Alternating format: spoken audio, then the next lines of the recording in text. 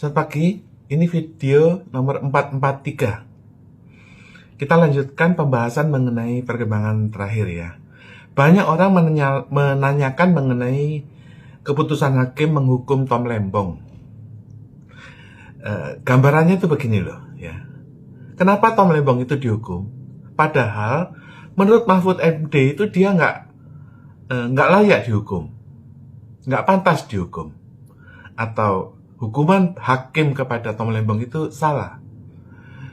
Jadi begini, untuk menjelaskan pembuktian peradilan bahwa Anda bersalah, ya, itu ada dua. Satu, Anda terbukti melawan hukum.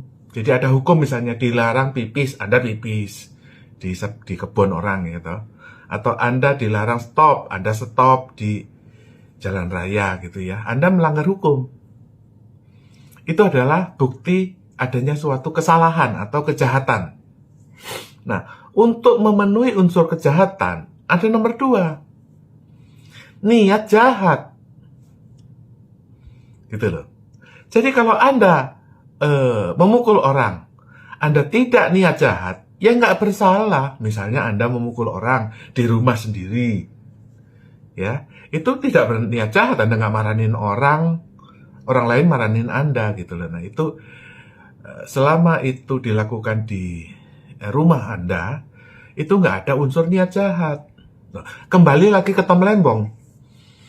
Tom Lembong itu tidak ada niat jahat. Dia nggak menguntungkan diri, tidak ada korupsi. Dia melakukan segala sesuatu sesuai fungsi perintah atasan.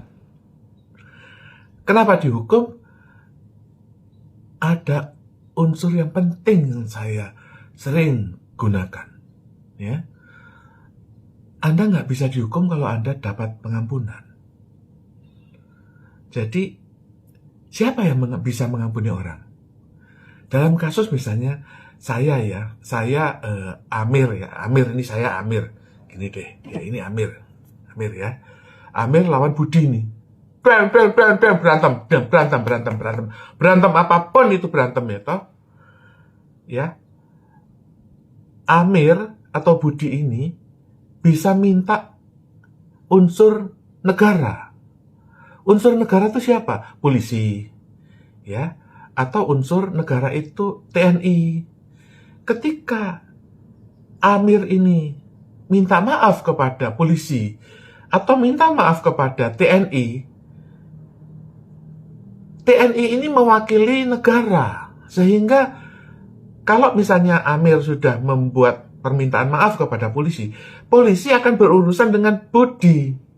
Jadi nggak bisa langsung, paham nggak? Amir sama Budi berantem, teng.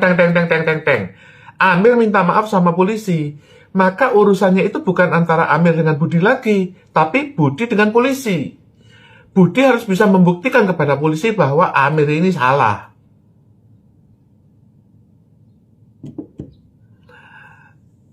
Itu yang nomor 3. Jadi tadi ya, Anda terbukti bersalah. Nomor 2, niat jahat itu tergantung dari bagaimana kamu mendapatkan maaf atau pengampunan dari unsur negara, polisi atau TNI. Kalau saya langsung minta maaf kepada TNI atau kepada polisi, maka seketika unsur niat jahat itu jatuh. Dia udah minta maaf sama negara gitu loh. Negara itu mewakili unsur yang bersengketa.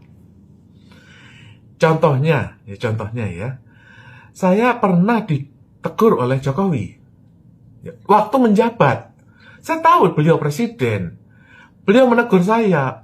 Itu ada orang yang mengatasnamakan nawacita yang membuat video yang menyinggung-nyinggung presiden. Coba diklarifikasi. Jadi atasan saya mengklarifikasi apa maksud Mugun. Apa yang saya lakukan? Pak, saya mohon ampun. Langsung saat itu. Loh, kok mohon ampun? Kenapa? Saya bersalah. Loh, kenapa bersalah? Loh, buktinya presiden kan menegur. Terus bagaimana? Saya delete videonya itu, yang perkara itu. Saya hapus sekarang juga. Kapan, Mas Gun? Sudah saya hapus, Pak. Sudah saya hapus. Jadi akun TikTok saya itu langsung saya hapus. Loh, Akhirnya bagaimana? Jadi kalimat yang dipermasalahkan oleh Jokowi adalah bahwa Jokowi itu tergantung pada keraton atau tunduk pada keraton, katanya gitu loh. Itu yang dipermasalahkan Jokowi. Mau apa iya presiden tunduk pada keraton? Keraton mana? Ya toh, apa keraton Sultan Hamengkubuwono, Sultan Pakubuwono, Sultan mana? Begitu loh. Kan tunduk pada keraton, keraton mana kan gitu loh. Jadi kan itu nggak memuaskan bagi Jokowi. Apa iya presiden kok tunduk pada keraton kan gitu loh. Akhirnya saya bilang, saya minta ampun Pak Presiden. Saya langsung buat video, Pak Presiden saya salah dan saya mohon ampun. Langsung saya minta ampun kepada atasan saya. Nah, yang penting lagi adalah nasihat dari atasan saya yang lain-lain, gitu loh. Atasan kan banyak, gitu. Ada dewan penasehat, ada dewan pakar, ada dewan pembina, ya kan? Langsung saya nasihati oleh atasan-atasan saya. Pak Gun langsung klarifikasi buat video. Mohon maaf bahwa apa yang Pak Gun sampaikan itu hanya bayangan saja, hanya edukasi bayangan, bukan hal-hal real gitu loh. Misalnya Jokowi tunduk pada keraton, itu maksudnya bayangan saja, imajinasi saja, imajiner saja gitu loh. Bukan maksudnya tuh Jokowi munduk-munduk sama raja yang mana kan gitu loh. Raja nggak ada di Indonesia udah. Ya, Sultan Hamengkubuwono itu gubernur, nggak mungkin Jokowi nunduk-nunduk sama gubernur kan, nggak mungkin. Kira-kira demikian. Sehingga Tom Lembong itu tidak mengerti bahwa dia bisa minta maaf kepada misalnya Kapolri atau minta maaf kepada Panglima TNI kalau dia kenal, dan itu bisa menjadi saksi bahwa Tom Lembong tidak berniat jahat, ya kan? Nah, itulah yang diupayakan. Makanya Tom Lembong itu sekarang dicarikan bukti-bukti lain atau pihak-pihak lain yang bisa mengampuni. Itu loh. Atasan Tom Lembong itu Jokowi. Jokowi nggak mau mengampuni, Jokowi mau menjeblosin kok. Nah, tetapi atasan yang lain kan ada. Contohnya Prabowo atau Gibran. Itu bisa memaafkan, mengampuni Tom Lembong. Itu dalam urusan Tom Lembong. Urusan lain adalah perang Thailand ya. Thailand itu penduduknya 71 juta. Lawan Kamboja. Kamboja itu 17. Itu ibaratnya Indonesia invasi Malaysia. Ya kan? Kalau sudah begitu, siapa yang bersalah? Nggak mungkin Malaysia itu nyerbu Indonesia. Nggak mungkin. Penduduk Malaysia itu seperti Kamboja. Penduduk Thailand itu seperempatnya Indonesia. Indonesia itu 4 kali lipat dari Thailand, sedangkan Malaysia itu segede Kamboja. Nggak mungkin Malaysia menyerbu Indonesia, nggak mungkin. Kita jauh lebih banyak tentaranya, kita jauh lebih banyak ekonominya, kita jauh lebih banyak penduduknya. Kalau mau bunuh-bunuhan 1 lawan 1 ya kalah gitu loh. Tapi dalam hal ini yang bersalah adalah Thailand. Ya, kenapa Thailand itu bersalah?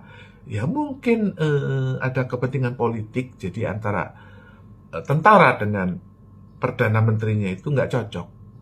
Tentaranya mau perang, sedangkan Perdana Menterinya minta maaf. Maka Perdana Menterinya dicopot sekarang. Perdana Menterinya ada bukti rekaman telepon minta maaf kepada Hun Sen. Hun Sen itu presiden Kamboja. Jadi dia bilang uncle gitu, uncle, dia panggil uncle itu adalah paman ya, paman Hun Sen, uncle gitu. Dia kan anak muda ya, perempuan anak muda. Dia minta maaf, uncle, saya minta maaf ya, jangan dengerin orang-orang yang beroposisi gitu. Padahal tentaranya beroposisi kepada Perdana Menteri. Akhirnya Perdana Menterinya copot sekarang Thailand. Ya karena apa? Karena tentaranya memprovokasi perang, sedangkan Perdana Menterinya minta maaf. Ya, yang dicopot Perdana Menteri sekarang. Itu adalah kejadian di Thailand. Ya, jangan ditiru Indonesia. Indonesia kalau nyerbu Malaysia atau Timur Timur, ya bisa copot nanti, repot lah. Ya, gak usah perang. Udah gak perang aja udah susah.